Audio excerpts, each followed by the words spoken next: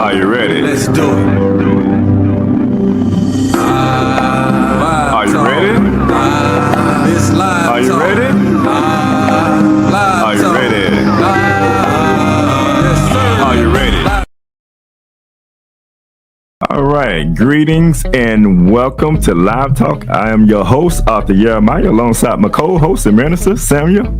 Welcome back to Live Talk. How you doing today, brother? Doing pretty good. Make sure your mic on, sir. Testing. Testing. Okay, got you. All right, before we get into anything, we're going to go into our general statement, disclaimer. General statement. Live Talk is proudly powered by TBS Goodwill, Builders of the Highway Foundation, and Men of Purpose. Together, we're bringing about awareness to the everyday challenges facing individuals, communities, and our nation.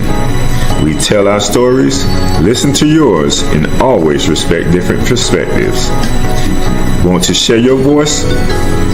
Email us at livetalkorl@gmail.com to be a guest, or if you would like to contribute to our mission, purpose, go to livetalkorl.com to give a donation.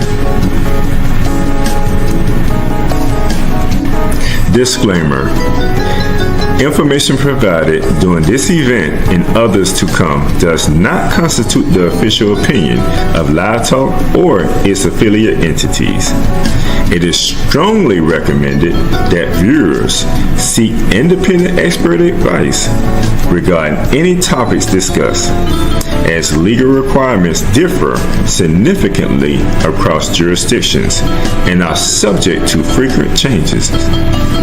If you have questions or concerns, you can always email us at livetalkorl@gmail.com, or you can DM us on Facebook and or Instagram at Live Talk Orlando.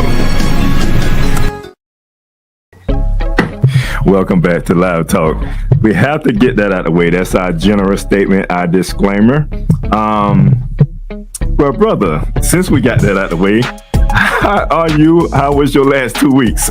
I've been having a wonderful 2 weeks. Of course, we going into this month, which they like to call Black History Month, but we celebrate our history year round, but we get real serious about this time pushing it out. Right. Well, I had a very productive last 2 weeks. Both you and I met some brothers. We did have a meeting with some brothers.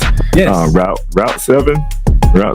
Yes. Brothers doing some wonderful things in the community. I'm excited about that. It's always good to see brothers that are doing things in the community and that we can connect with, Yeah, for sure.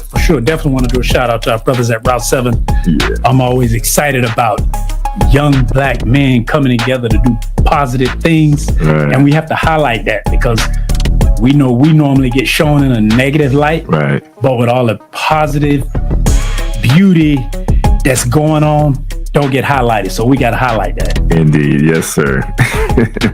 So shout out to those brothers. They're doing amazing work. We look forward to working with these brothers as well. Season 4, episode 1. Wow. We're moving right along, right? Yes, sir. A new season, episode 1. It's a beautiful thing,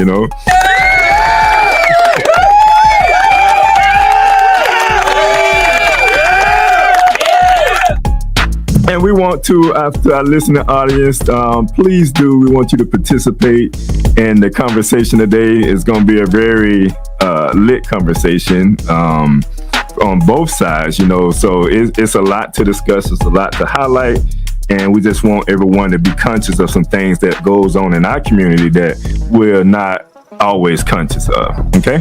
All right. Before we get into anything, let us just give you a rundown of the show today. First, we'll have the word of the day by the minister. Right after that, we'll go to a short commercial break. And our main topic is the historical disparities between light and dark-skinned individuals within the melanated community. And we will be joined with our guest today, Brother Haru, which will join us today in that conversation. Right after that, we'll go to another commercial break. And I say this here, if we have time, because I think there's going to be a conversation that we have that goes pretty much into our community news, but we are going to update something in our community news that we have talked on in the past. So we just want to update that. And then we'll end with a motivational quote from our host, reading from our host. All right. With no further ado, Minister, what's the word of the day? All right. The word of today is going to be black. Oh, black. Black. And now that can be very, very detailed, because black is not only a word, not only is a color, not only is it a people, but it really ties into our conversation. So we're just going to kind of scratch the surface with the definitions, and then we'll get into it in our conversation. Okay. But definitions of black. Black is having the darkest color there is, like the color of coal or a very dark night. Belonging to a people with black or brown skin, especially people who live in Africa or whose family or ancestors originally came from Africa. Black can be characterized by the absence of light, enveloped in darkness, thoroughly sinister or evil, very sad and gloomy. Now, these are dictionary definitions of black. Some synonyms for black are dirty, soiled, wicked, and covert. And if you look up etymologically the word black, if you break it into two parts, it's be and lack. So it's like to be lacking. But from the other side, you can define black as power, elegance, sophistication, status, formality, and a spiritual meaning of black is having mystery, elegance, wealth, restraint, and power. So depending on where you get your definition and your meaning of black, it can go on both ends of the spectrum. Right. Well, if you pull up any dictionary, like a regular generic dictionary, it's going to give you all the negative connotation of black. But you highlighted something that we oftentimes overlook. And even in my business, when we talk about colors, we always spiritualize colors in a way that we can bring some type of connection to that. So black, like you said, represents power and control. A lot of people don't know that. Elegance, sophistication, being sophisticated, that's a lot of power. Now it makes you more proud to be called black, if you're going to be called black. We always say the so-called black man. Good one. So we always try to make that clear, because see, they'll take it on to that negative side and say like, yeah, black means this. Yeah, we understand that. But see, when we talk about black and we talk about power and control, see, that's a whole nother demeanor. That's a whole nother connotation of it. So beautiful. When we talk about black, I love that, sir. And you have to know how to master that, because like, see, you're a finance man, and most in finances, you want to operate your business in the black. Right. But that's not talked about enough. Right. Because you see, now you're in the finance world. Now we talk about red and we talk about black. I'd rather be in the black than the red. Yes. You want to seek to be in the black. Right. You want to seek and strive to be in the black. Yes, sir. So I mean, it's when we talk about colors, numbers, anything like that, we always want to spiritualize it so that we get the true meaning of it, and instead of allowing others to define it for us, and then we lean upon that understanding. And it's more of a gloomy, sad type, feel to it. Yeah. And see, that's why I wanted to bring that up, because of the topic of the day.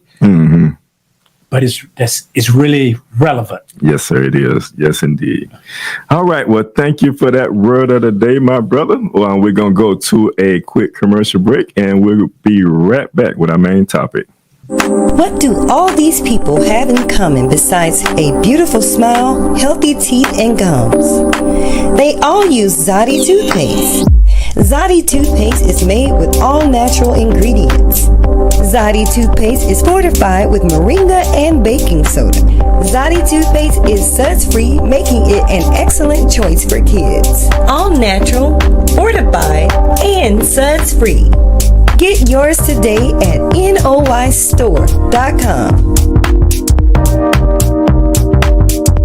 Welcome back to Live Talk. As mentioned before, we're going into our main topic, and we have today with us, Brother Haru is going to join us today. He has been on the show before. Many of our audience may have known of him because he has joined us before, like I mentioned, and he's joining us again today. My brother, he comes with a lot of deep information. We always want to hear from him because he shares so much deep information that our audience really love to hear from him. So he's back on the show today, and welcome again, my brother Haru. Welcome to the show, sir. Thank you very much for the invite. Yes, sir, indeed. And Glad to have you back. much looking forward to this topic. I know, right? Yes. Let's speak a little bit more. Okay, I think you got it. I think we got you.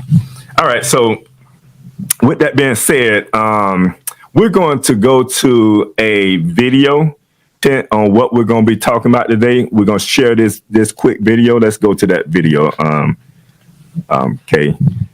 And then we'll come right back. Not that one. Yes. Since centuries ago, African Americans have experienced discrimination more times than any other minority group. In 1983, Alice Walker introduced the term colorism, which is prejudice or discrimination against individuals with a dark skin tone, typically among people of the same ethnic or racial group. Literature suggests this stems back to slavery, when slave masters awarded special privileges to African Americans of a lighter skin tone. Colorism isn't just a relic of history, it's a pervasive issue affecting people's lives today, from marriage to job prospects. Research shows that dark-skinned women face lower marriage rates, while wage gaps also exist between lighter and darker-skinned men. Shockingly, skin tone even influences prison sentences, with darker-skinned women receiving harsher punishments. Discrimination starts young. Dark-skinned girls are 3 times more likely to be suspended from school compared to lighter-skinned peers. And it doesn't stop there. Colorism can even warp how we're remembered. For example, job interviewers are more likely to recall educated black individuals as having lighter skin, regardless of their actual complexion. This ongoing issue takes a toll. Darker-skinned individuals experience more microaggressions, impacting their mental well-being. But what's more surprising is how colorism is not just an external problem, it's internalized within the community, affecting how we perceive and treat each other. Understanding colorism requires examining how we see ourselves, a perspective that varies across communities. According to sociologist Margaret Hunter, even the self-perception of skin tone can be a complex issue, relative to one's social context. So, as we grapple with colorism's implications, we must also confront the underlying biases, both external and internal, that fuel this troubling phenomenon. Colorism is a double-edged sword that cuts both ways.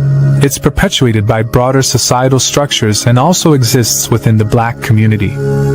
While many acknowledge its presence in institutions like the courts and schools, discussions on how it manifests within our own community, especially around marriage, are often brushed under the rug.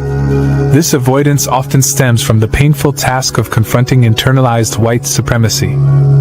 Conversations that do happen tend to circle around individual experiences, missing the broader historical context.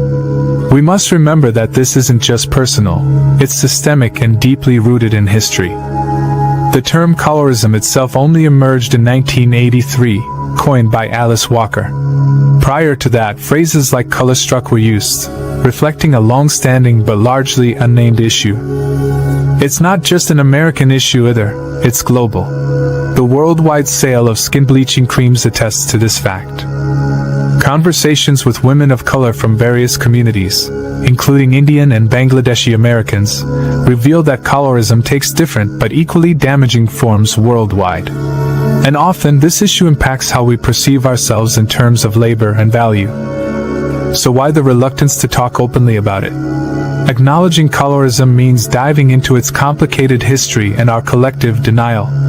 But naming it is the first step towards healing and change. Colorism doesn't just shape our love lives. It affects our careers, our self-worth, and how society values us. Ever notice how light-skinned women of color are often the ones hailed as literary geniuses or rising stars? This isn't just coincidence. It's an extension of deeply rooted biases. The elephant in the room? Internalized white supremacy. Even if white people vanished tomorrow, colorism would persist in our communities. That's the brutal truth many are hesitant to confront. So, where did this all begin? Trace it back to America's dark legacy of chattel slavery. Under that system, being close to whiteness could sometimes offer a narrow path to freedom. After slavery was abolished, this didn't just disappear. Instead, it evolved. Enter the one-drop rule, which held that even a trace of black ancestry made someone not white, reinforcing social hierarchies based on the shade of one's skin. The impact of this history lingers, making colorism a complex issue that's not just skin-deep, but ingrained in the very fabric of our society. During the era of slavery, colorism wasn't quite as cut and dry as today. Take the Creole communities of New Orleans and Charleston. Descendants of enslaved black women and white slave owners sometimes managed to establish themselves as free people of color. But as America segued into legalized segregation, any flexibility around defining mixed-race heritage hardened. Fast forward to the black press in post-Civil War America, and you'll find a fractured dialogue on colorism. The debate was so polarized it mirrored today's conversations about privilege and racial hierarchy. Darker-skinned journalists called out the skin tone-based divisions in churches and politics, while the lighter-skinned elite countered that color wasn't a deciding factor for success. Consider two contemporaries, Nannie H. Burroughs, a dark-skinned civil rights activist, and Alice Dunbar Nelson, a light-skinned teacher. Burroughs called out colorphobia in the black community as being as toxic as white people's negrophobia. Yet she was barred from teaching in D.C. public schools due to her complexion, while Nelson thrived. So, what's changed? Not much, it seems.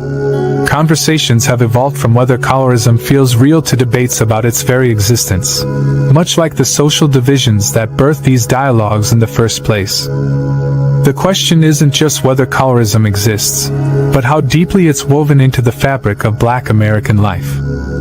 The fight against colorism isn't just about dismantling external prejudices. It's also about confronting our own internal biases. While systemic racism has undoubtedly shaped these perspectives, the onus is on us to break this damaging cycle. We can't fully heal unless we acknowledge that we too have played a part in perpetuating these harmful narratives within our community.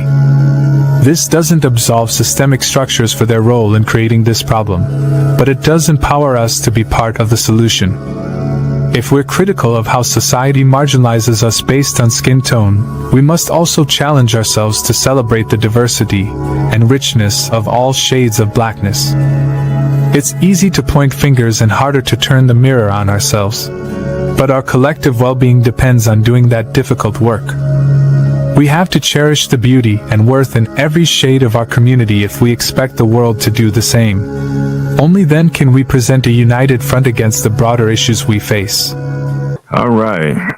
So that's just some context on what we'll be talking about today. It kind of generalized every topic of key point that we're going to expand on today when we talk about the disparity between light skin and dark skin so-called blacks here in America and abroad, if you will, because this is just not a something that happens within the scope of just the Black community here in America. It's a global thing when we talk about it. So one of the things, some of the key, the first thing I would like to get at, where did a lot of this, especially when we talk about here in America, where did a lot of this originate from? When we talk about slavery and colonialism, we know that that's the start point. So the question becomes, how was this, and we'll get into this conversation now, how was this started, during slavery? What happened, like, in the beginning, like during slavery and colonialism? What transpired at that time that kind of led up to this point here? Matter of fact, since you might guess, I'm gonna go your way first. Yeah, jump right in. Thank you very much. And I would first like to do a disclaimer. Okay, yes, sir. Of anything that I speak about today is solely my position and does not reference in any way your platform. Yes, sir. Okay? So any questions that may follow up, I don't have a problem with it. Yes, but I'm glad that you asked that question because, again, I haven't been here for a while, but this is a very important moment for me to be an invite today and a very important topic. And so to stick with the topic, I want to enhance a little bit on the aspect of Black. Where did it originate? How did it originate? How did it end up in sociology, politics, and number one, religion? Okay? And by saying that, I spent some time in the Jewish synagogue. This is the Torah. Okay? And this is not about religion. I have no problem with what's written in this book. Okay? Because what's written in this book, as far as I'm concerned, is for the people that wrote it. Okay? I just may not, which I don't fit into this. Okay? Because I'm going to turn to Genesis 10 in the Torah. And it talks about, before I turn there, it talks about the curse of Ham. Okay? Having attended the synagogue and studied under the Sephardic Jews, and noticing that the Ashkenazis, the Sephardics, are the darker skinned ones, okay, usually from Spain in that area. The Ashkenazis are the ones that's usually from Europe, okay? They were very standoffish. I mean, it was totally obvious. I wasn't there alone, but we had a little group that studied with them. And so at the end of the day, having an opportunity to be familiar with their book publishing company, Art Scroll, and the bookstore at that time, which was out on 1792 and 436. The first time I entered the bookstore, I was inquired of, what are you doing here? I mean, how did you find out about us? And so I kind of just, went along with the program because I knew I was looking for information, okay? And so to make a long story short, this is not a form of the Torah. This is the actual Torah, okay? Now, I'm going to turn here to Genesis, to where it talks about the crime of Ham. The punishment meted out on Ham seems harsh in the extreme, and this harshness suggests that the Bible is referring to a transgression far more serious than seeing one's father naked and in a drunken stupor. Uncovering a relative nakedness was a biblical euphemism for sexual relationships, okay? The story of Ham and Noah should be read, therefore, as one of sexual perversion. Now, I'll tell you what my studies in reading the Talmud, parts of it, and familiarizing myself with the Sanhedrin. It actually literally says that Ham had sexual encounter with his father Noah. Yep. Okay? Now, coming down here in some of the commentary, the Talmud records an argument on this matter between Rav and Samuel. One of them believed that Noah had been castrated, the other had been seen as abused sexually. The argument appeared far-fetched unless viewed in conjunction with the old Canaanite myth that told that how the god El Cronus had emasculated his father, so forth and so on. Now, I couldn't get my hands on it today, but I have an exact quote from the Babylonian Talmud that speaks and says that the curse of Canaan, not Ham, but the curse of Canaan, was that his skin turned black. His eyes became large, his nose became broadened, his lips became thick, and his male member became elongated. Unquote. I'm pointing this out to say now, in the time that this was written, we're talking about a time period far preceding what happened here in America. Right. Two issues here. Color is brought out here, okay? And a curse is brought out here, stating that somebody has been cursed. And so when they say that there's a curse, they're referring to people with black skin. Okay, that was part of the curse. And so I was perplexed for years. Again, this is my position. Hearing this told to me when approaching certain pastors and so forth, you know, we're cursed people. And I'm not buying this. Right. Okay, but out of respect, I wouldn't get into no back and forth there. And so as time grew on, I turned to the Almighty, the Supreme Creator, and I asked, give me the meaning of the curse, please. And the voice came back to me and asked me a question. What is it on this earth that does not utilize sunlight? So I looked around. And I said, that's interesting. Everything I could think of utilize sunlight. Then the voice said, when sunlight kills you, that's the meaning of the curse. Okay? Now, there's no longer a question in anthropology, archaeology, linguistics, calligraphy, where the human race originated from. There's only one race, Right. but there are many variations. And many of these variations come by route of mutations, recessive mutations in genetics, okay? And that's no longer a question now. I have printed documents and notes and stuff and printouts that... Those who are intellectually honest. Yes. Yeah, you really have to dig for that information. Yeah, you have to dig for it. But see, this got to me to such a pinch that I need to know.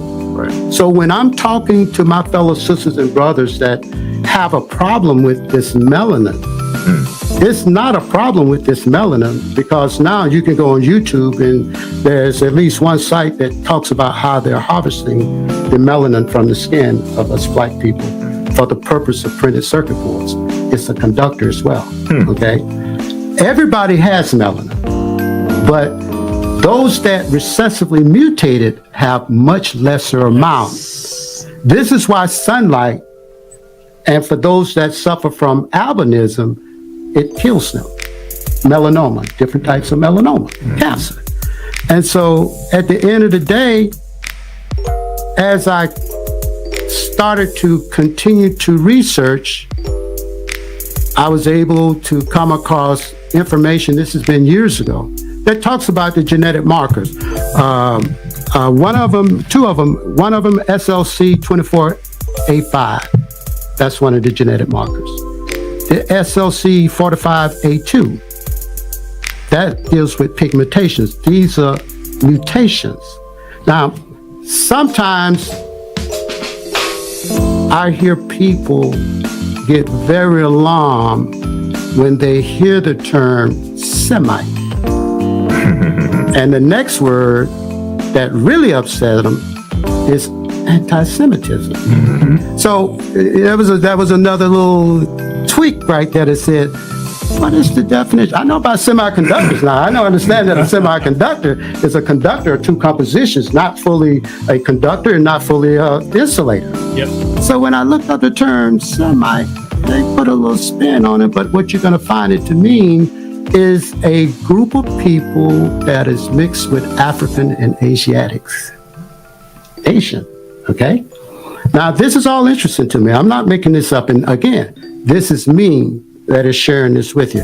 Most of all, why it's so important to me is my position is for those that put themselves in the positions of leaders and positions of purporting to help the Black community, this needs to be told. This needs to be spelled out. Because I think that it will help some people that may be traveling down the road thinking that this is a problem. Every color in the universe originates from light. Every color, okay? And at the end of the day, the melanin, for those of us that do not have a calcified pineal gland, is a receiver. Ultraviolet light is a messenger. When we step out in the sun, if you're out in the sun and it's hot one day, if you have never done it, just take a look at your skin and watch the little sweat bubbles that pop up. You'll see every color, Roger Bill, absorbed into your skin. One day when someone told me that, I said, oh, you gotta be kidding, you gotta be joking. And then one day I took time to do it and I said, oh, you gotta be kidding me. Okay? So back to my original point, getting back to for where with me, has designated this until something else prove otherwise, because at this point here going forward, archaeology, genetic, genealogy, all speaks of what happens with recessive mutation. It brings about a permanent change in your genome, okay? And once that permanent change removes you and limits your melanin that protects you from UVA, like now you're destined to be exterminated. So then I look around and I say, well, that's quite interesting. You got a situation here where the ozone layer is depleting very fast. And that's going to allow those ultraviolet rays to come down Stronger? more intensified. So this is what that answered for me. We have God still in control of everything. You better believe it. Okay? Now, we may be having a problem trying to figure out how to deal with certain things. Yeah. But the answer is already there. Yes, sir. The answer is already there. Okay? What we have to be careful about is we don't catch ourselves in what's called air conditioning every day and every night and avoiding that sunlight. Because that begins the mutation process, along with the GMOs in the food and other things that they're adding in the food. The whole thing goes back thousands of years where a certain group of people, their number one goal was, after considering themselves having defeated another group of people, the number one goal was to force them to assimilate them and their culture. Okay? We can't eat alike. Example, I used to ask myself, so why do they bleach sugarcane?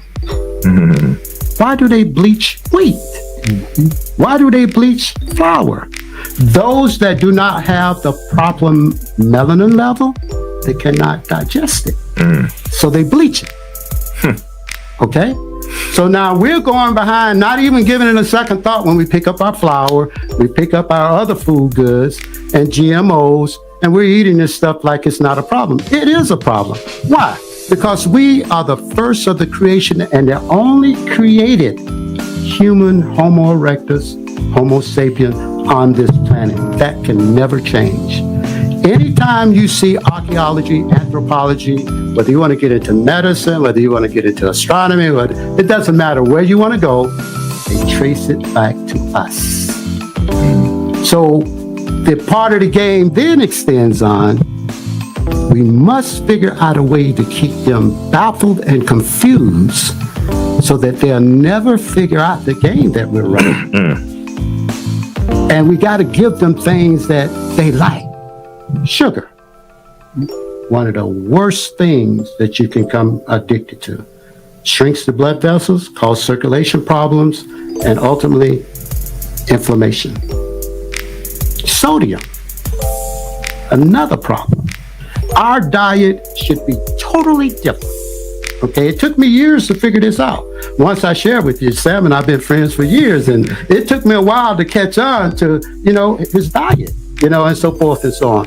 But until we learn to recognize who we are, what we are, and our purpose for being here, and stop following after people that have gone through this recessive mutation process, we're destined to help them eliminate us.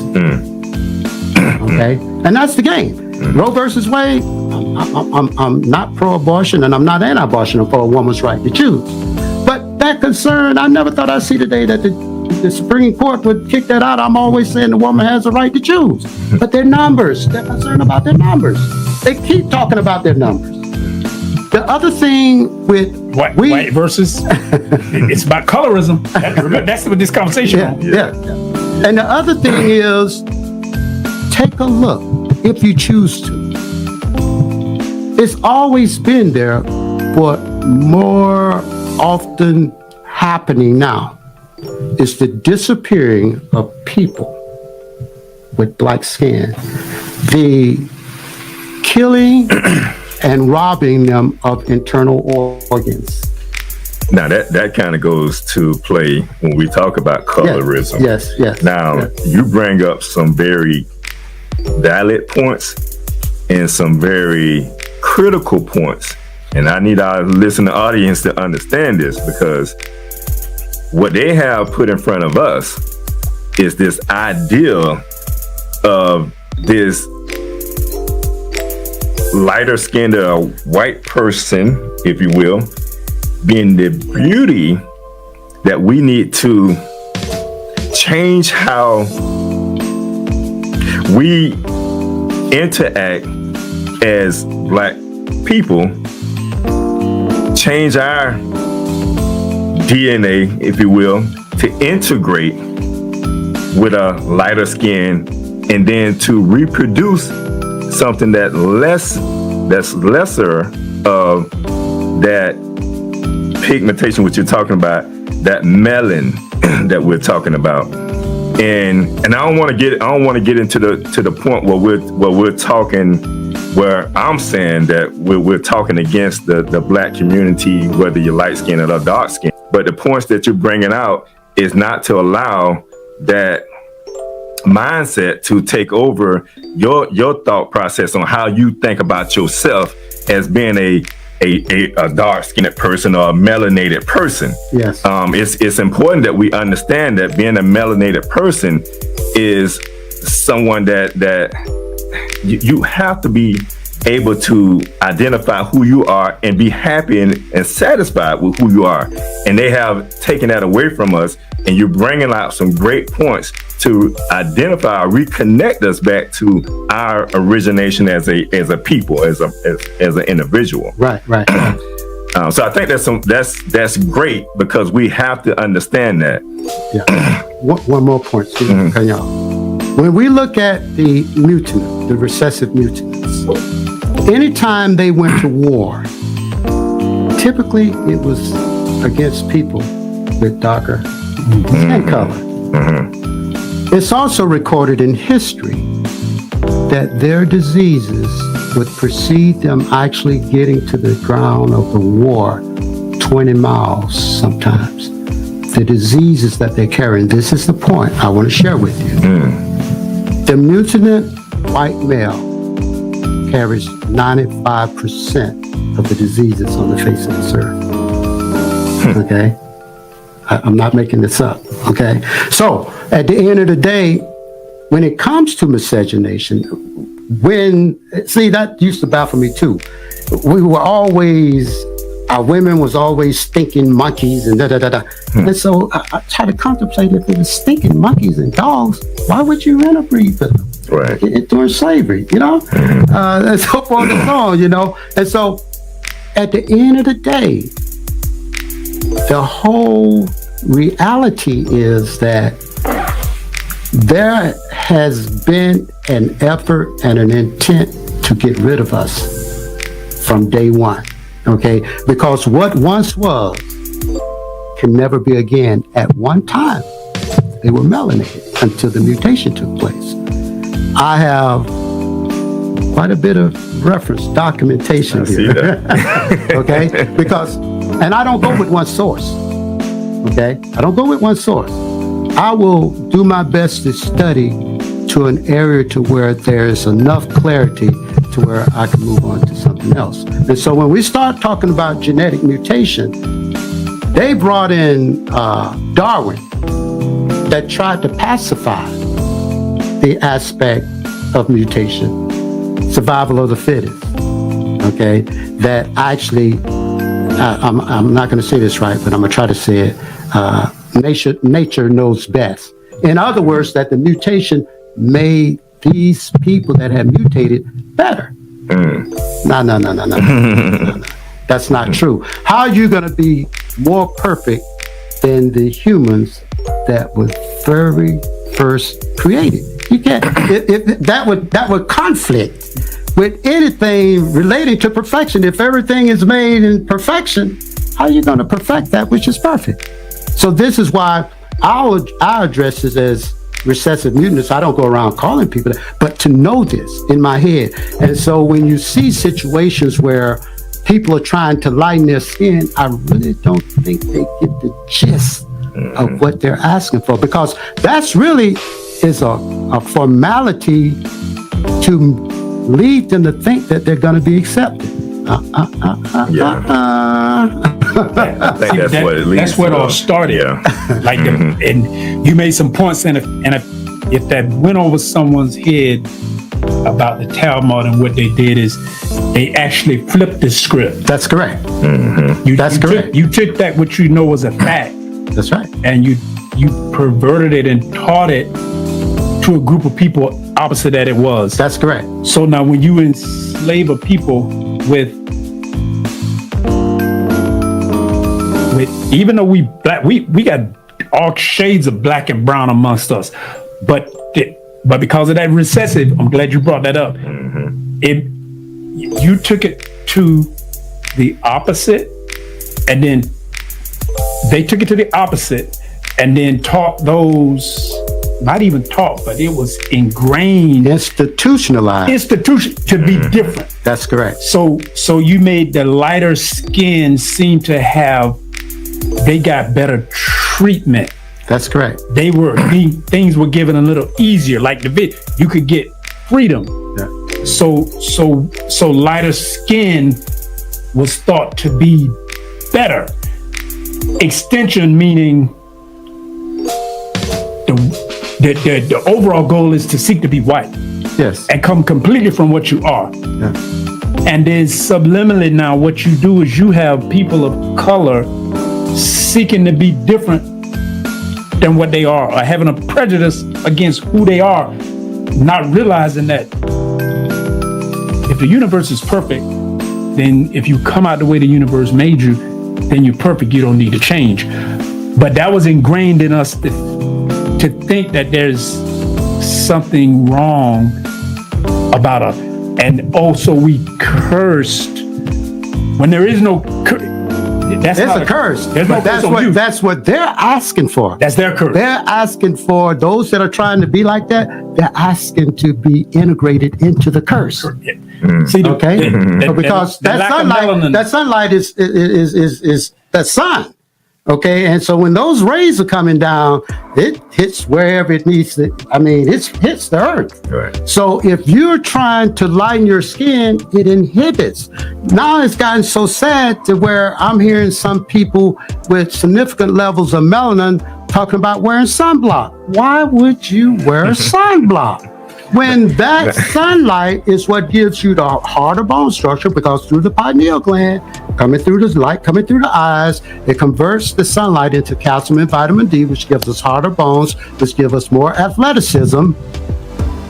Why would you want to be less? I can let me go even deeper into that part. Yeah. Well, because of the mixing, because of the food that we eat, just like that, when they say one drop of black blood was taught to be an issue. Yeah. But now we know that we were raped. Our mothers and forefathers were raped, and then that DNA was introduced into us. So there's a degree of that melanin not being, let's say if it started at 100%. Most definitely. Well, now over the years, it depending on the genome, you could be 90%, 85, 92.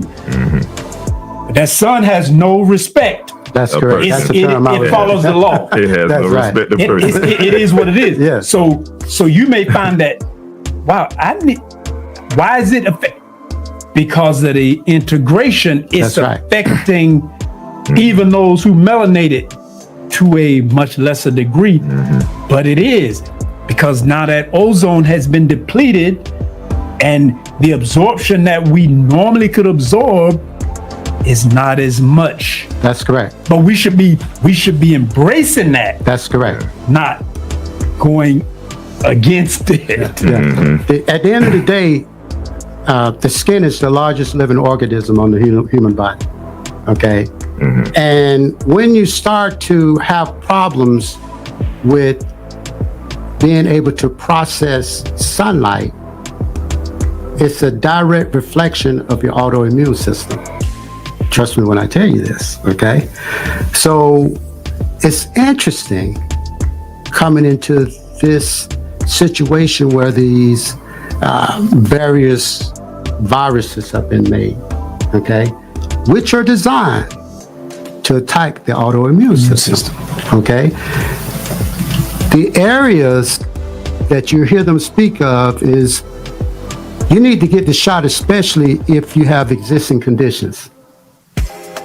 Diabetes, high blood pressure, and the list goes on, which are direct resultant of how we do and do not eat, how we drink and do not drink, okay? So at the end of the day, the intent is that you just go on as normal because we know we don't have access to as good a medicine and doctors as others. Right. Margaret Sanger and eugenics has been around for a long time. This stuff is not yesterday. But I just wanted to touch bases on in my research. That's why I did this disclaimer. And again, I can read anyone's literature. I don't prejudice people for their literature, but I'm going to say what their literature say. I'm not trying to change what you put in your literature, okay? Right. If that's what's said, that's what's said. No, that's like I said, you lift out some very valid information when it comes to us as a melanated people. It's unfortunate that we was brought into slavery here in America, and a lot of that was used against us to now want to the image or the ideal as the beauty, if you will, here in America is more favorable to the lighter skinned person. We've seen that throughout slavery where, we was, the darker skin was more discriminated against than some of the lighter skin. The lighter skinned person would, get the opportunity to be in the house with the slave master, the slave holder. And the dark skinned person had to be out in the field. We've seen some of those disparities there. It was a way, and what we're trying to get at, because we were trying to identify some of the separation that are going on in our community and why, we are so divided as a people. And it ain't so much of the fact that we understanding that we are a melanated people. I like to say melanated people, opposed to saying black people. We have a rich history that goes back, like what you share. It goes way back to there and beyond. But there's something going on here in America amongst our black community that keeps us divided. And it has been something that has been going on for a very long time. And a lot of people don't talk about it. And that is the colorism that we're talking about even today. So just understanding that it came from a history of slavery, we just need to identify what that is and what's going on now today that can better our community and bring us back together as a whole again. And we talked about the percentage of blood that, of black blood, that you may you don't take. mind, can I have Yes. Can I have permission to use the N-word? Go right ahead, sir. We're gonna take it back to the beginning. Yes, sir. So if it offends somebody, I apologize, but I gotta give it to you straight. Mm-hmm. You had a house nigga and you had a field nigga. Right. But both was niggas. Both were still niggas. Yeah. But you had two different ones. Yeah. And that disparity, that treatment, that racism that was embedded systematic has transitioned, and it exists today. I totally agree. It exists today. I totally agree. And here's the thing, it's like with the Willie Lynch and the Jim Crow, they embedded it. So now they don't have to have a slave master. Mm-hmm. It's like you posed us against one another, light skin, dark skin. And for those of us who conscious, that's really conscious,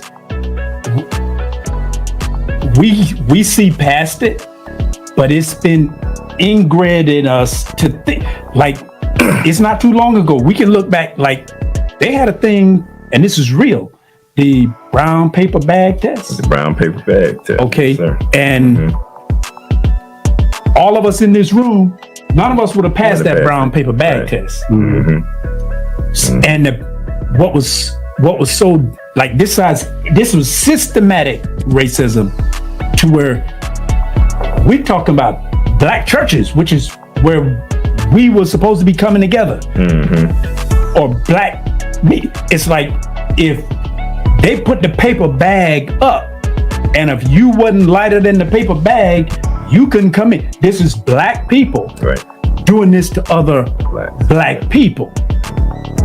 And that's been rooted into us, whether we conscious of it or not, because it causes us to look at each other different, and it causes us to aspire to be to something, we look at someone else as greater than us. Right. But we all a group of melanated people, and we should celebrate that diversity. Yet it's still in play today, because America portrayed a white blonde as beauty. Right. And that was what they portrayed, not just in America, to the whole world. Mm-hmm. So it's like there was a point where a black man, we had to dress them a certain way. Mm-hmm. We couldn't call them gotta call them Mr., but they can call us boy, or they can call us anything. Right. Oh, and you definitely couldn't address a white woman or touch a white woman, because you'd be lynched. So it was taught to have us look up for something other than ourselves. But it exists. If it existed in the churches where we met, in the church now. Is it in the black church? Wasn't a white. This was in black churches. You're right. I would like to comment on that. And this is not to be arrogant or boastful, but I'm here today to lay the axe to the root. That is still happening today. Yes. Okay? Mm-hmm. That is still happening. We have perpetrators that are standing behind pews, thinking that having gone to academic seminary school, that they have achieved the ultimate peak of what the true reality of, I'm gonna use the term God, is about. Okay? But they just changed the great looking Kool-Aid to a strawberry red. And at the end of the day, most dangerous of all is how many generations they have destroyed, rather than helping us to come out of this right here.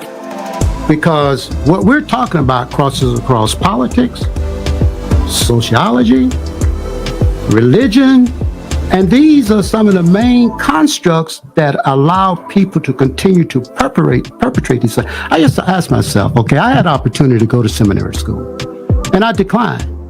And I'm going to share with y'all why I declined. I said, there was no way I'm going to go and allow myself to be taught how to come back home and take the resources out of my local community and send to them people. Okay? Okay, so then you turn around and you say, okay, we got the bishops and the evangelicals, and God called me. I'm not here to question that. But the reality is, how much is the local community benefiting from what you're attributing to God, the true God? Yeah. Okay, if your community is still suffering and you're living high on a hog, that to me, that's not reality. I'm not saying you need to be poor, but at the end of the day, we still have people with the same concept that you brought up, the field nigger, quote unquote, and the house nigger, quote unquote. But at the end of the day, it's our responsibility. It's our responsibility. As we sit here as brothers and sisters, it's our responsibility. Yes. And we're up to bat. It's our watch. Okay? So we need to do our very best to make a positive change and impact so that the ones after us, you may not gather them all, but the few that you can gather by giving them a right and straight path to get on, we need to do our very best. Okay? And so I'm encouraged to see, say in the motherland, the 4 or 5 countries that they want to accuse of being coup, taken over by a coup. But yet, the same people that was over there telling them that was going to help them. Y'all saw me one day say, this thing here is kind of baffling to me. How is the wealthiest continent on the face of the earth the poorest continent on the face of the earth? You remember me saying that? And so at the end of the day, it's because you had these perpetrators behind the curtain that is taking resources, giving them 2% for what they were taking and getting 80% off the world market. Yeah. And so I look forward to these younger people in these countries that are liberating the youth. Point out where the wickedness and evil is. Now all of a sudden you see some of these European, we'll sit down and we need to renegotiate these. But you've been doing this for centuries. Why? Because you think that we're so stupid and we're so dumb, you can tell us anything and we go for it. Now, there's a high percentage of us that will do that. The Faith-Based Initiative was one of the biggest setups. Okay, as a minister, I never filed for my ministry as faith-based. Faith-based. You know what state of Florida did? They wrote me up as a 501c3. Now, part of the 501c3 requires you to allow politicians to come into your sanctuary and petition the people. Okay? Also, under those conditions, tax dollars can be given to a religious organization and they remain tax exempt. This thing right here is a quagmire. For me, the only way to be able to see clear is to step away from it. Let it be what it is, but not have no part in it. Okay? Because I know on the judgment day, I've got to get account for what I do. Okay, what I say and what I don't say, what I do and what I don't do. And I haven't seen anyone in the last year, let's say the last 6 months, that suggests that in any prophetic vision, they see anything positive coming on the horizon. Yes, sir. So to me, you know what this is? This is another one of those warning lights to say, you know what? You need to get closer. You know, you need to look at yourself and get closer because my wife, I can't make her. My children, I can't make them. Yep. Okay? But I can deal with me.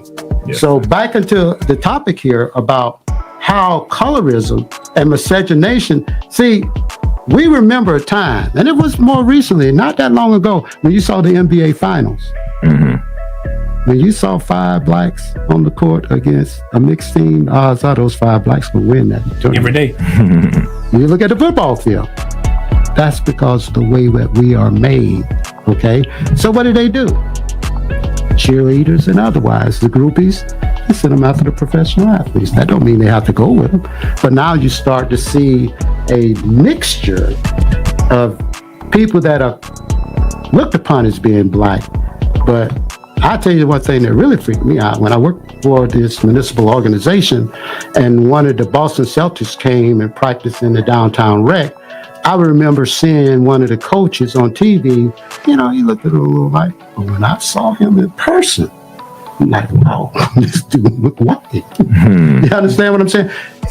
They are terrified. People are terrified of this. Systematic. Yeah. They're terrified. Yeah. And it's not just in America, the point. It's global.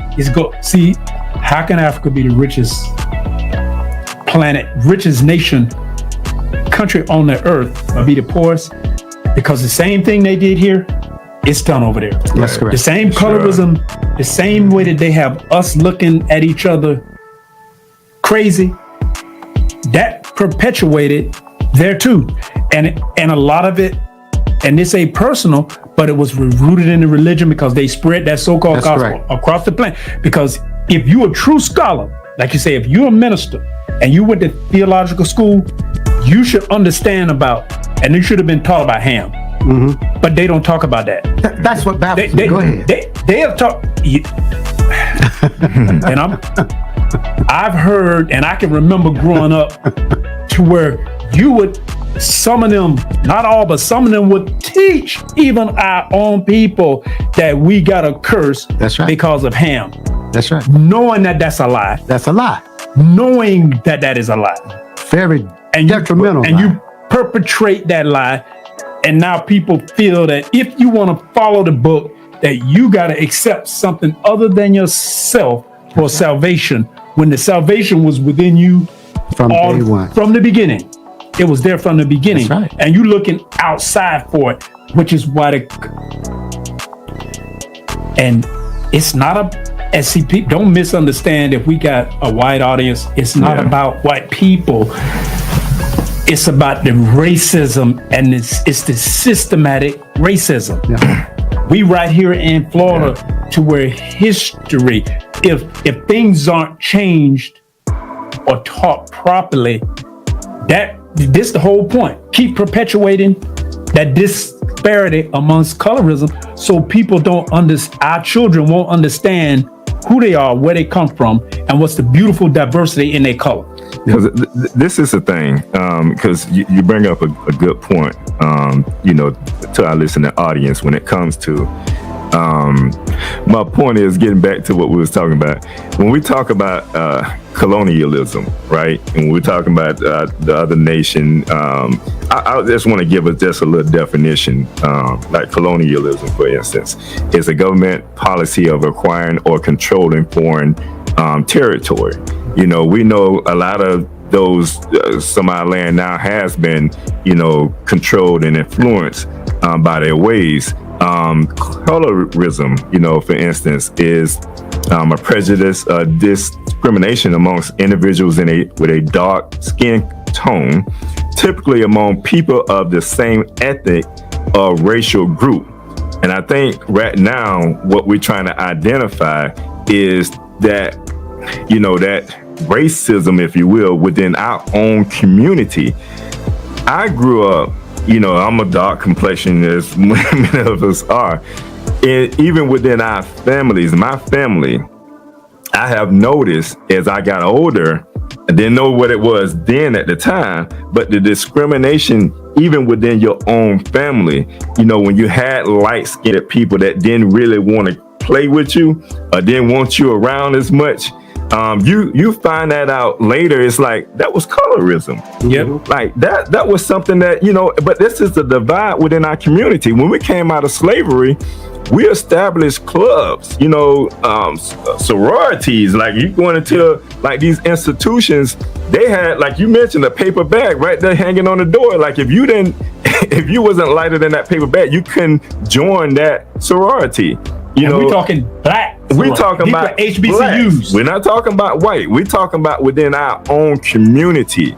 There's a divide within our own community when it comes to us as a people. And that's something that needs to be highlighted, because regardless of, like you mentioned, like some of these brothers out there, athletes, they're black, but they're lightest complexion. But we know they're black because their athleticism. That's correct. How they act. I mean, everything about them. They got our genes and chromosomes. All that is melanated is black. But there's a divide even there. Because they're a little lighter, they feel more connected to white folks than they do their own community. Yeah. And they may contribute more to their community than they do their own community. Yeah. Because this is what they have been taught.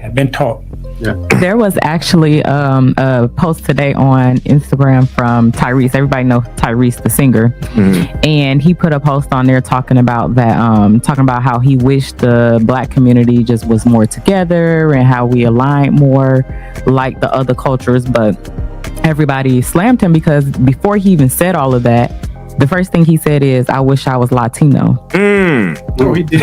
Yes, he did. And so people were slamming him and some people were defending him like all he's saying is that he wished the Black community was this and wished that. But what everybody was saying is, even if that's the case, we all wish that, but we don't go around saying we wish we was white or we wish we was Latino. Right. So he was slammed for that, and that happened today. Oh, wow. I'd like to comment on that. And my comment is this right here. To me, it's very obvious, not partially obvious. Other cultural groups like that, in my opinion, and that's based on facts, why they seem to be more united. I don't want to be like you just to feel welcome. I want to be like us to feel welcome. Because once if he chose to get in the midst of them, all depends on where it is and what type of group setting it is, they will expunge him like he would never dream of. I've been there and done that. When they with you one-on-one, oh yeah, what's up, bro? How you doing, bro? Again, this is not to disparage any ethnic group, but I don't need to be like someone else that basically once were Black themselves. You will never be able to escape that reality. Right. The variations that develop these other cultures, because there's only one race. Right. There's variations in the races and cultures. They basically see the importance of it. I asked my wife this morning when I left, in just a conversation, I said, why is it in America the Asian communities seem to create a subtle unification within the community that Asians look out for Asians? Why does the Mexicans seem to have the ability amongst the Mexicans, they create a culture to where they work together? And the list just goes on and on. But us, I had to ask, is it because each time that we made an effort to set up our own banking systems and, our own ability to be self-sufficient, others would come in and destroy it? Did that sting us to the point to where we saying you better not do it because they just gonna tear it up? We can't give up. That's the word. We should not give up, okay? Because once you give up, you're defeated. And back to Darwin with them, survival of the fittest is another one of his quotes. Survival of the fittest, as far as I'm concerned, and this is a reality to me, when you have a compromised immune system and when sunlight is basically destroying you, you have a limitation. Your time is running out. Okay. Now, what I don't want to be is caught up eating wrong, not getting enough sunlight. So I'm allowing you to manipulate me to drink that Kool-Aid that you're drinking, so you can have some company when it's time for you to get up out of here. Okay. That's what I don't want to happen. And I agree with you, Brother Samuel. It's not about disparaging if Europeans will listen. I had to go through the reality of knowing that I didn't have anything to do with that. Okay? But that don't mean I can't study and learn what it's about. Because when I study and learn what it's about, then it removes prejudice. Okay. See, we didn't create racism. That's right. See, don't get it. We didn't create it. That's correct. We the victims of it. That's correct. We inherited it. That's correct. And now those of us who lived it, have to overcome it. Yeah. So we didn't create the racism. Nope. If you want to be angry at the ones who created the institutionalized racism. That's correct. Now to see that, and with Tyrese, I ain't see the post. See, I like the brother, first of all, only because he's a man of color. I love Black people. Yeah. Now he might have said, I would only hope that he was saying that meaning they come together, we don't. Right. Because brother, Yeah. please don't go against yourself. It's nothing wrong with you. That's right. I look up to you, and I'm not into the pop culture like that, but I love him because he's a black man. And I will hope he loves himself because he's a black And I can man. use that analogy of what you point out, excuse me for cutting you off. It's just like the motherland with all these resources, but they want to be like somebody else. That's They wanna do- that's, you know, they that's wanna be- because it's been But we- inbred. I agree. And if I you agree. haven't been, it's like he got wealth and influence. Yeah. Are you ready to give up? No, you need to be promoting more blackness. But what he's saying, like when we talk about this cultural, this phenomenon when it comes to our identity in the light of the media, if you will, dark skin is not favorable. We just got to admit to it. We're living in a capitalist society, right? So when it comes to making money, that's what I'm talking about. I ain't talking about as far as us. When it comes to making money, they have deemed that lighter complexion is going to be more favorable for them to make money than it would be the darker complexion, because that's going it's going to appeal to many people more so than a dark complexion will. Now, I will say this here because I have to identify, just some, stigmas that even myself have dealt with. And I think when it comes to colorism, I think it deals more with our women in society than it does our men. And I say the reason I say this is because of this here. Even coming through slavery, if you looked at the man, you looked at him as more of the Mandingo. You know what I'm saying? They had the Mandingo warriors, So that was appealing a lot of times to white women and women, period. You know what I'm saying? That was that.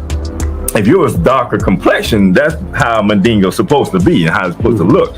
But when you're looking for a woman, they didn't put this ideal in your head. She has to be lighter skinned. That's beauty. She has to have kinky hair or whatever the case may be. That's beauty. Straight hair. You look straight hair. You look at, like, even right now, if you look at a commercial and they're trying to come around, they try to put some darker skinned sisters on there now. But if you look at it, you're going to see more lighter skinned individuals on there. It's just going to appeal to their ideology of what beauty is. And then for some of the proponents, when you go back to, like, when we talk about pop singers and, we know the Beyonce that's out there, that's that image, you know what I'm saying? Beyonce, that's that image. But when you look at, like, even going back, Lauryn Hill, for instance, she's a dark-skinned sister. Lauryn Hill was on a lot of face of a lot of magazines. The sister won a lot of Grammys. For the person for the industry that is, that's putting this out there, for a person to say, oh, that's colorism, y'all favor a lot of light skin and blah, blah, blah. Well, they may say, look at Lauryn Hill. Lauryn Hill is a dark skin. We putting her out there. But you're using Lauryn Hill as a defense to discriminate against other dark skin complexion people that's coming into the industry. That's why you don't see, and this my opinion, I believe that sister understood that. That's why you don't see that sister like you did before. Now, she was like, the sister put out some albums. The sister was making, she drew a lot of audience and she made a lot of money. She could have still been singing. But I think her morals say, you're not going to use me to discriminate against other dark-skinned sisters or brothers that's coming into the industry, and use my face to say, like, no, we have somebody. See what we're doing right now? See, they always pick one of us. And they try to use that, like they pick one of the dark individuals and try to use that to discriminate against others. And that's not fair. And even within pop culture, that's not fair. And I think that's some stuff that needs to be brought out and highlighted. It's so subtle and it's institutionalized, because here is how, I hate to say it, but it's masterful, because you can get a light-skinned sister and then you can get a darker-skinned sister, and you have the darker-skinned sister looking negatively at the light skin for the opportunity. Right. You'll have the the lighter skinned sister looking down on the dark skinned sister. But it's institutionalized. It's been bred in there. Like Beyonce is phenomenally talented. Right. She's a light skinned sister. But it's like I look at Kelly Rowland. I think she's beautiful. But they use the skin color to have us competing against one another, whether it's conscious or unconsciously. It exists. I want to speak to, and we have to accept the fact that it do exist, because if we don't accept that it exists, that's what the problem is. That's it. That is what the problem is. As a dark-skinned woman, I want to speak to this because with me being from up north, I'm from Detroit, Michigan, and coming down here to Florida to attend FAMU at school, I had friends that I met at college who were from Detroit as well, who were primarily light-skinned. Like it was maybe one or two of us that was dark-skinned, and then the rest was like primarily light-skinned. But there was a difference experience being here in the South than it was up north as a black-skinned woman. Because yes, while all over the world the colorism exists and within family it does exist, but here it was more noted publicly being in college and having light skinned friends with long pretty hair who are mixed like light skin type. So not just your regular average light skin, these are the beautiful faces, pretty hair, light skinned friends. And down here they would specifically get more attention, like noticeable attention, or they would be called or certain things that I was not used to, because being from Detroit, black women dark skin are praised just as much as the light skin. That even though the world it exists in the world, and I could say even in my family, not saying that specifically I felt anything, but I just could see it, because like I have a light skinned grandmother, I have light skinned people in my family, of course, we all do. But here, when I was around my friends, I could see my friends getting more attention. Now, I never felt any type of way, just because growing up in Detroit, I've always had the same amount of attention as my light-skinned friends. So I didn't feel a type of way as an adult coming into college. But had I grown up here, I probably would feel different, because it's like, wow, it's a noticeable difference. But growing up where I was from in Detroit, when it just comes to maybe like them get, who gets more attention, I've always felt equal as a light-skinned chick. So that's been my experience. See, but that means what you saw it in real person, meaning, and I'm gonna say it louder so you did. That mean if somebody was going out for a particular position, the light-skinned person kind of would have got an edge over the darker skin. Even in a black school, we have to be honest about that. And if we honest about it, that's the only way we can overcome it. Right. When we pretend that that's not true, right, then we falling victim to the color. Here, I talked to my wife about the show, and she said, make sure I mention this. Now, y'all tell me if this is true, and you especially as a sister. And we got to really, there are sisters, black sisters, who want to have a baby from a white man or from a Hispanic person lighter, because they say they want to have pretty babies. Yeah, I got a brother I know like that. Yeah. When I hear that, my head want to explode, because I don't get it. But apparently that's a real thing. It is. Now, I don't get it, but apparently that's happening and it's real today. Yeah, I would like to comment. Was that somebody trying to come on? Yeah, it sounded like, is someone trying to speak? Yeah, it's me. Hey. I definitely wanted to jump in and chime in as a dark-skinned sister that grew up, in Orlando, Central Florida. And absolutely, we had it tough. And what was very, very hard, depending on where you grew up, a dark-skinned, female, we weren't even considered pretty to our own. Every now and then I still remember being young and being told, oh, you're pretty for dark skin, but I don't date dark skin. And it came from a brother whose skin wasn't really that much lighter than mine, but told me I would not be acceptable. And it was to the point that as I had a family and raised Black boys, I was very careful of the communities that they would grow up in.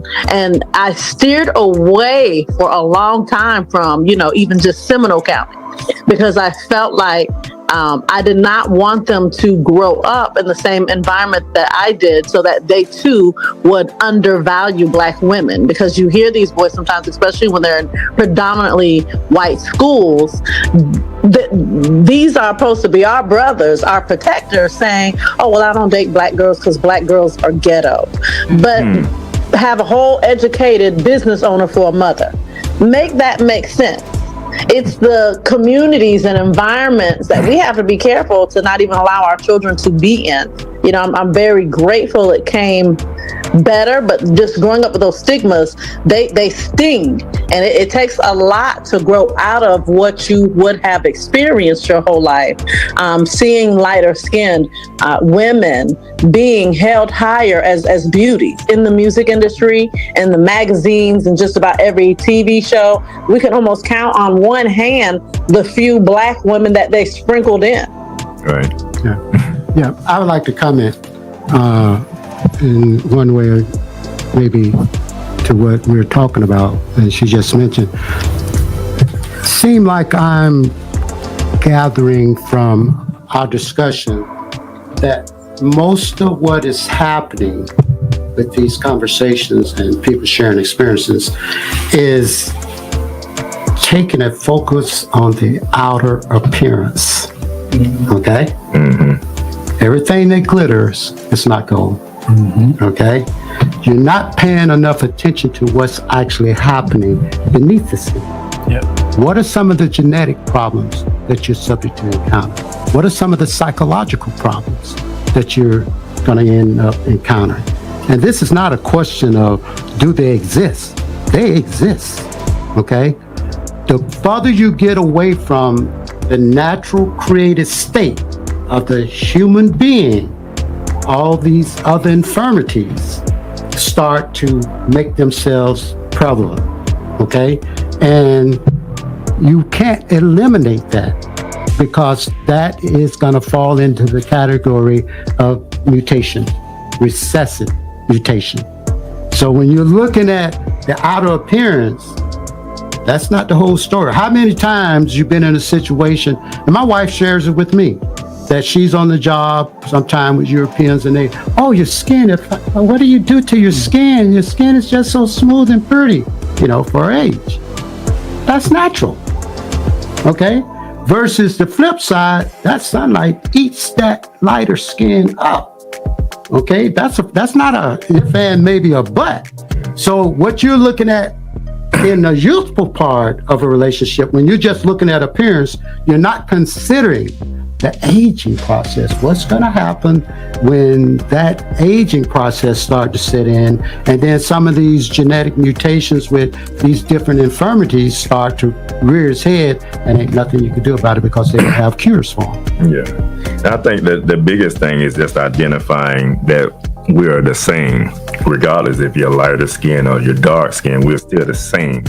And in order for us to grow as a people, we have to acknowledge that because we're in the same communities. We go to some of the same schools. You mentioned FAM.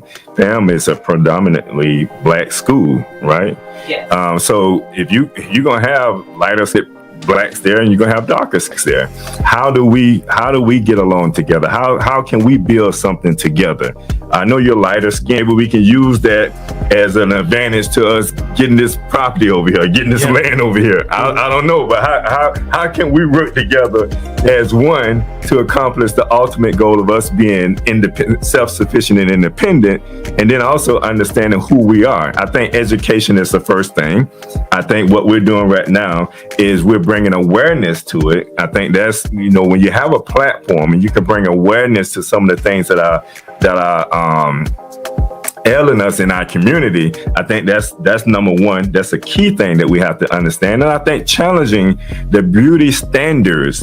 And I think some of that has been done in our community, where you're gonna put that dark skinned woman out there and just say, hey, that's beauty, just like that's beauty. Both of them beautiful, Yes. Within the African community, I want to dispel this misnomer if I went down that road to where it's misleading. Every culture in Africa is not jet black. Right. Okay? You have those Kushite Ethiopians, they're not just black, but you can step over to Sudan and these Sudanese and so forth in Somalia, black is this right here. So the quality of hair. Everybody in the motherland does not have tightly curled hair to their head. Okay? So when I spoke a few minutes ago, I'm speaking about those that have gone through the mutation process to where their melanin level does not protect them. Okay? That's what I'm trying to reference, okay? Yeah. And particularly Europeans. Yes. Okay, they've gone through that change to where it's more of it's a curse. Let me just put it like that. It's a curse. Because something they did in relationship with the Creator that caused them to be changed. And that change was to make it, as far as I'm concerned, identifiable, not just when I get up on you, but when I see you from a distance. Some people might say, well, how can you judge a person? No. I'm not judging a person. It is what it is. Yeah. Okay. And I speak to that. Yeah. Real quick before you speak to that, we have a comment from Ms. Angela. She said, I think he's coming from a different viewpoint. Colorism has to do with what we face as people of color and how it's affected us. Although I do appreciate his perspective, that may be we shouldn't be.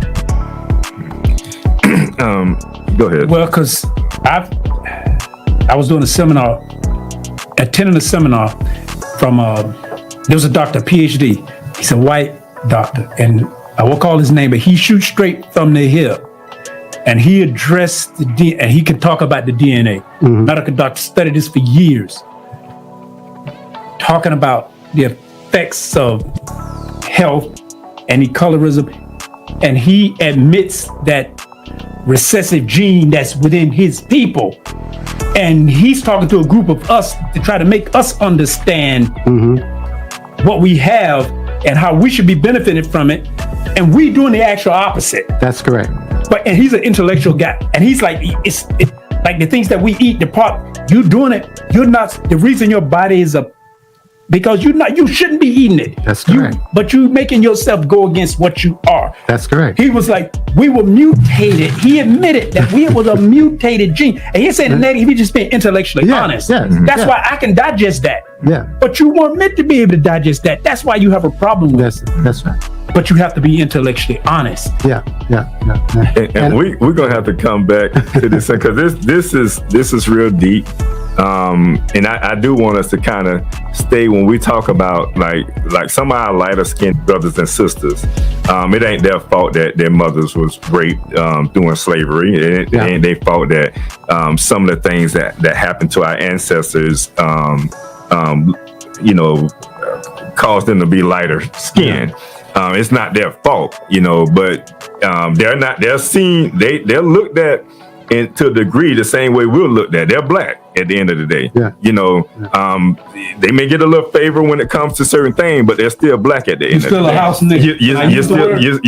You're still a house nigga at the end of the day. And I think many of them understand that. I think we just have to acknowledge what's going on when it comes to colorism. And when you get opportunities, call that crap out, man. When you get opportunities, you see, like we're gonna go back to Beyonce. Beyonce ain't the best singer out there. It's some sisters out there can sing, dark skinned sisters sing in the L.I.V.E. You don't see her on the front street like that. So it's just those things you have to call out. Because the industry is going to keep doing what they do. They're going to keep separating us. That's correct. And we have to call it out and understand that it's colorism. And if you can't accept her or him, then I don't want to be a part of it. And that's when we have to create our own. That's what I was going to just try to comment on. Yeah. And that is, you agree or disagree, there are power in numbers. Yes, Mm-hmm. sure. we can shut her down. Now, that sounds like I'm talking crazy. I'm not talking crazy. Just like you said, the guy was talking and he was trying to help everybody in the audience to see you shouldn't be eating like that. Why are you doing that? I'm saying that in the same passion. We have the power to shut that down. That's what we said. Like the word black, don't it mean power? Yeah, That's it. we could shut it. It's control. And see, that's what's so scary and worrisome. Yeah. They know we could shut it down. That's the fear. That's the fear. Yeah. That's the fear of that blackness. Yeah. But we got to get If ready. we embrace it. We got to get ready to when close we, out. not if, but when we embrace it. Yes. We're at that time. Oh, wow. So we'll get ready to sign off. I'm gonna start with you, brother. That sign off. You know, leave the audience with a little something. And Yeah. I'm gonna repeat this that I said earlier in one of your invites. That which is first can never be second. That which is second can never be first. The water is always coldest and purest at the mouth of the spring. all right, my brother. I'm gonna say this one, and then I'll let you go. But this, just to make the reality, we live in a country to where, at one point, this kind of signs that they put up, and it's a big sign. It said, "No dogs, no Negroes, no Mexicans." This a fact. That's the history of this racism and this colorism that we're talking about. It's embedded, and we have to untwine and dismantle that because it's real. And I like that. And I'm gonna share this here because I felt this to be important to share, because when we talk about the mindset, we have to be conscious mentally of what's going on, because we are oftentimes ignorant to what's going on or just oblivious to what's going on, and we don't want to recognize it because it may not affect us or harm us right away, but it's doing so much to so many of us, although it may not attack you right away. And it was something I was just reading, and this comes from the Miseducation of the Negro. But it said, a mind that remains in the present atmosphere never undergoes sufficient development to experience what is commonly known as thinking. We have to be better thinkers. And I like to leave you with that. From the host, I want to say peace and prosperity. And from Live Talk, we are out. Thank you for watching Live Talk. You can follow us on Facebook, Instagram, and YouTube at Live Talk Orlando. Please subscribe to our YouTube channel. Hit on the notification button so that you can see more videos like this. You want to join the show? Email us at livetalkorl@gmail.com. You can also follow the host on Facebook and Instagram at Arthur Jeremiah. And visit the website, thenoystore.com, to pick up your copy of The Spiritual Significance of a Name.